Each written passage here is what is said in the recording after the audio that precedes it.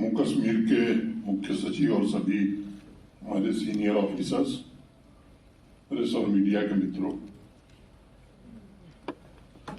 सबसे पहले मैं आप सबका यहाँ स्वागत करता हूँ। सामान्य रूप से बजट ऐसे समय पारित होता था जब हम लोग जम्मू हुआ करते थे। पिछले 3 बार से कार्यक्रम जम्मू होता था। इस बार लोकसभा चुनाव के कारण ये बजट अलग में पारित हुआ और इसलिए आप लोगों एक परंपरा यहाँ पिछले 4-5 साल से स्थापित हुई है कि जब भी बजट पारित होता है तो मीडिया के मित्रों के साथ बातचीत करना, उसको कायम रखते हुए श्रीनगर में आप सबको आमंत्रित करने का अवसर हम लोगों को मिला है। व्यक्तिगत रूप से मैं इसे एक ऐसा मौका भी मानता हूं कि पिछली यादों का सिलसिला जो आप सबसे वो फिर से जुड़ जाता है और इसीलिए कहा गया कि हम खुदा के तो कभी कायल न थे, तुमने देखा तो खुदा याद आया। जब संगत आप लोगों की होती है, इंतजार खत्म होता है और ये इस तरह के कार्यक्रम में समझता हूं कि एक ब्रिज का काम करते हैं। व्यक्तिगत रूप से मैं या प्रशासन के लोग और आप बातचीत करने का एक अवसर रहता है।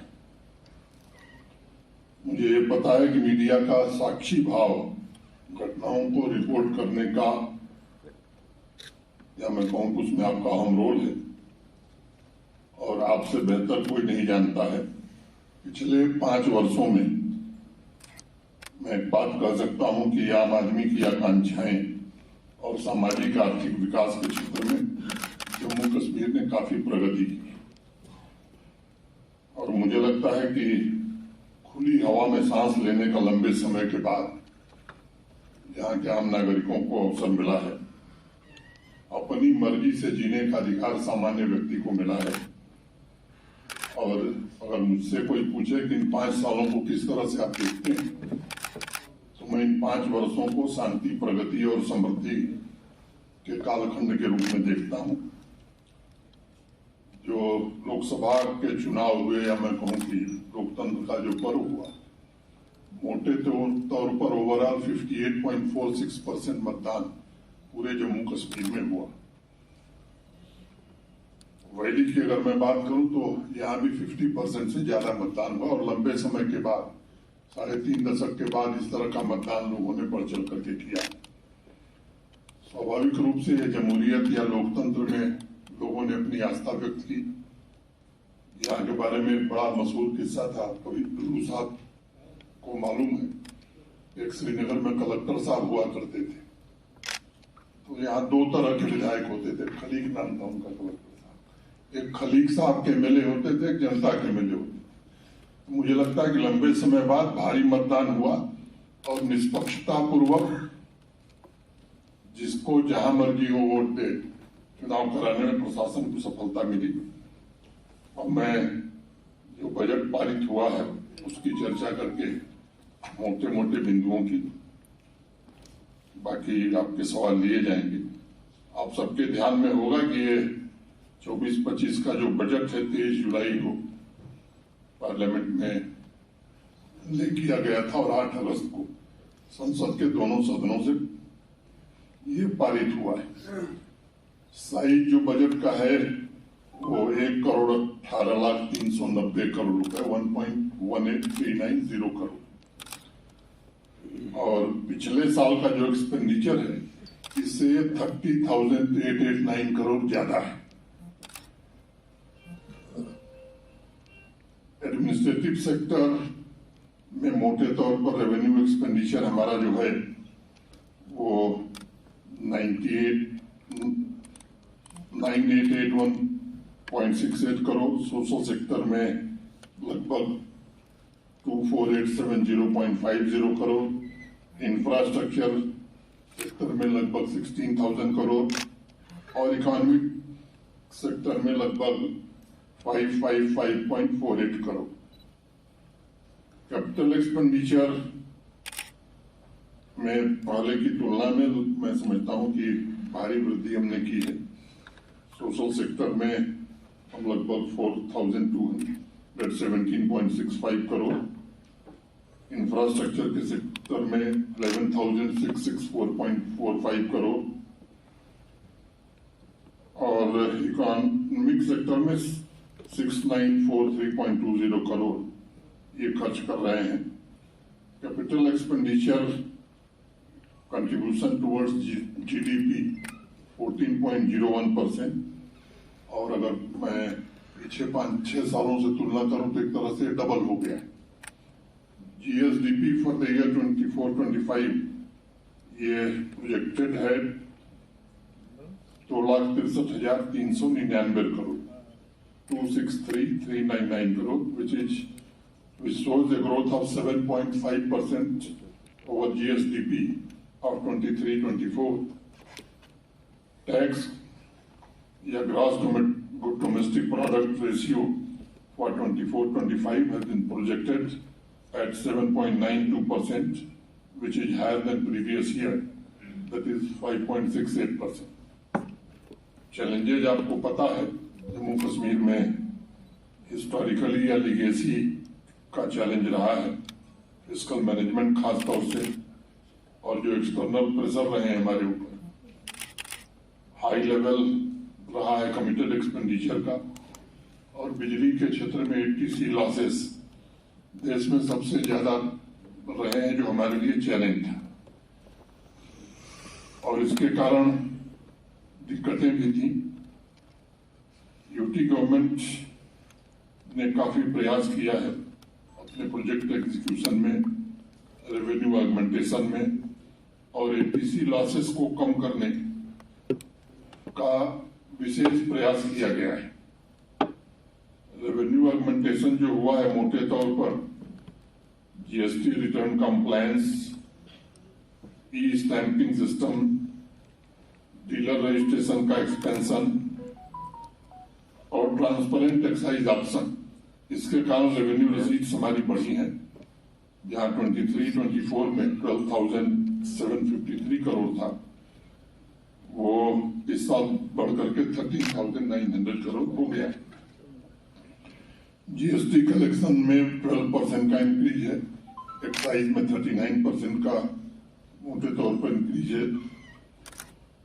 पावर रिफॉर्म की दिशा में जम्मू कश्मीर काफी आगे बढ़ा है, और 5.74 लाख मीटर्स अभी तक लगाए जा चुके हैं, और मुझे लगता है कि इसके कारण 25% रिडक्शन ट्रांसमिशन और डिस्ट्रीब्यूशन लॉसेस में हम कर सकें। एक बात मैं जोर देके कहना चाहता हूं, पिछले 3 साल में पावर टैरिफ में 1 पैसे का इंक्रीज नहीं हुआ है, और इसका क्लैरिफिकेशन पीडीडी के हमारे अफसरों ने भी दिया है। और दूसरी बात कि देश में सबसे सस्ती बिजली जम्मू कश्मीर में ही दी जा रही है। कुछ एक प्रचार हो रहा है कि साहब बिजली बिल बढ़ गई है, बिजली बिल ज्यादा आ रही है, इसलिए मुझे ये बात कहनी पड़ी कि कोई बढ़ोतरी जम्मू कश्मीर प्रशासन ने पिछले 3 साल में पावर टैरिफ में नहीं किया है। और दूसरी बात कि वो आपके अगल बगल के जो राज्य हैं, चाहे वो हिमाचल हो, पंजाब हो, हरियाणा हो, इनसे तुलना कर लीजिए, या देश के किसी यूटी और किसी स्टेट से तुलना कर लीजिए, और फैक्चुअल स्थिति है कि एवरेज जो हमारी खरीद है उससे भी सस्ती बिजली हम यहाँ के कंज्यूमर्स को दे रहे हैं।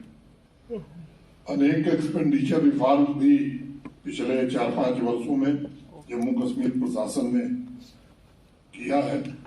एक तो सेंट्रली स्पॉन्सर्ड स्कीम्स का कैसे अच्छे ढंग से हम दोहन करें, इसका एक सुनियोजित प्रयास हुआ, जिसके कारण 22-23 में जहां 6,400 करोड़ रुपए हम प्राप्त कर सके थे, 23-24 में वो बढ़ करके 10,300 करोड़ रुपए हो गए, और इस वर्ष मैं उम्मीद करता हूं कि इसमें और वृद्धि होगी।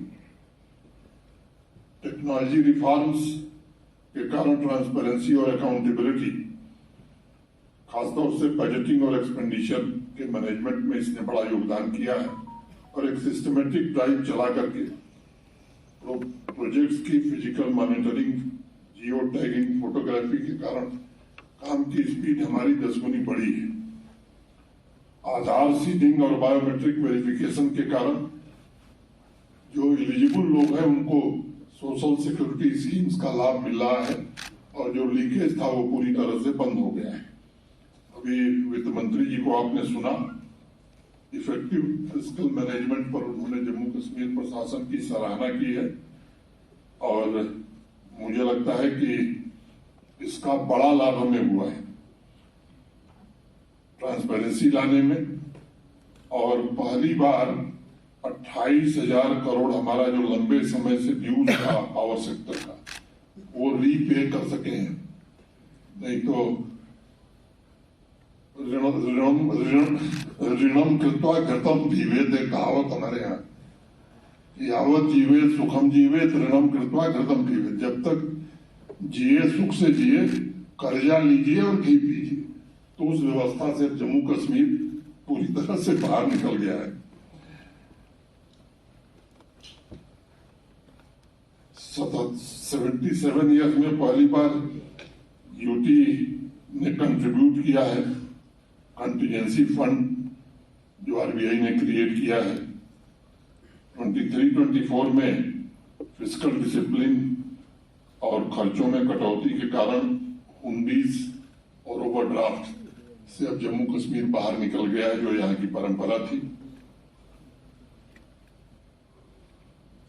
जो इम्प्रूवमेंट्स हैं वित्त मंत्री जी ने बताया है, मैं थोड़ी सी चर्चा करके बात खत्म करूंगा। ये जो प्रयत्न किए गए हैं इसके कारण रेवेन्यू में बढ़ोतरी हुई है, वेस्टफुल एक्सपेंडिचर कम करने में और ट्रांसपेरेंसी लाने में हमें सफलता मिली है। और इसका परिणाम ये हुआ कि जो जीडीपी हमारी 15-16 में थी, 23-24 में ठीक वो डबल हो गई। जहां 15-16 में हमारी जीडीपी जम्मू कश्मीर की 1.17 लाख करोड़ थी, वो 23-24 में 2.45 लाख करोड़ की हो गई है। और 24-25 में हम एक्सपेक्ट कर रहे हैं 2.63 लाख करोड़ की। तो ये डबलिंग द इकोनॉमी, ये बड़ा भारी अचीवमेंट मैं मानता हूं। चैलेंजेस हमारे पास बहुत थे, एक्सटर्नल चैलेंजेस थे, मैसिव फ्लड आ गया था जम्मू कश्मीर में, उस स्थिति से निपटना था।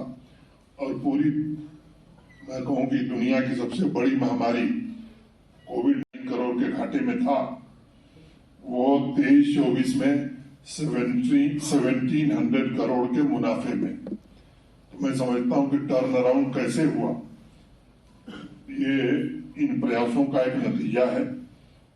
जहां एनपीए 11% था वो 5% से नीचे आ गया है। तो मैं समझता हूं कि ये प्रोफेशनल ढंग से, एफिशिएंट ढंग से काम करने और ट्रांसपेरेंटली काम करने के कारण ये जम्मू कश्मीर बैंक पे टर्न अराउंड हुआ है।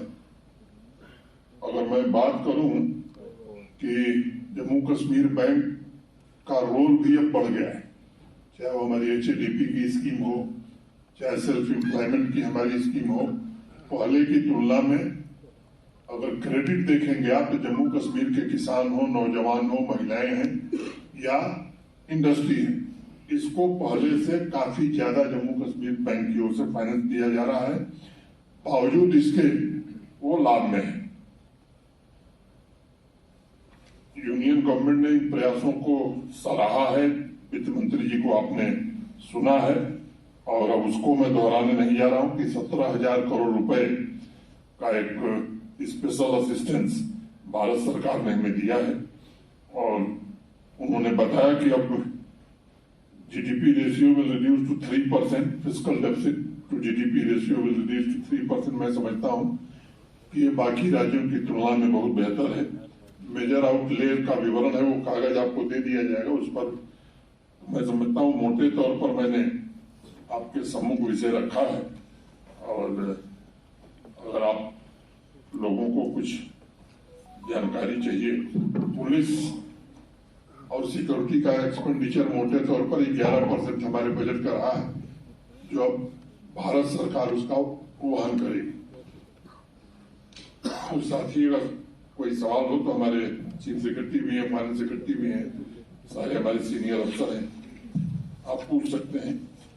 Thank you sir. फ्यूचर का जहां तक सवाल है, जो 4 साल 5 साल का ट्रैक रिकॉर्ड है, पहले की तुलना में एक्सपेंडिचर हमारा काफी बढ़ा है और जो बजट में प्रोविजन है वो पूरी तरह से खर्च हो जाए, इसका पूरा प्रयास हम लोग करेंगे। और मुझे उम्मीद है कि पिछले परफॉर्मेंस को देखते हुए मैं कह सकता हूं कि उसे खर्च करने में हम सफल होंगे। दूसरा, पावर सेक्टर में जो आपने कहा ये सच है, मैंने जिम्मेदारी से वो बात कही कि 3 साल में कोई बढ़ोतरी नहीं हुई। अगर होती तो आपके ध्यान में आता, रेगुलेटरी कमीशन हमको जाना पड़ता। फ्लैट रेट में वृद्धि हुई है। अब ये सच है कि कुछ लोगों को पहले से ज्यादा पैसा देना पड़ रहा है, उन लोगों को भी कुछ लोगों को पैसा देना पड़ रहा है जो पिछले कई वर्षों से पैसा नहीं दिए थे। तो अगर लोड का वेरिफिकेशन पीडीडी कर रहा है तो आप दे रहे हैं 200 रुपया और चला रहे हैं 3 AC, तो उनको तो थोड़ा ज्यादा देना पड़ेगा। ये भ्रामक प्रचार करके मैं समझता हूं कि कुछ लोग इस बात को फैलाने की कोशिश कर रहे हैं कि पावर टैरिफ बढ़ा दिया गया है।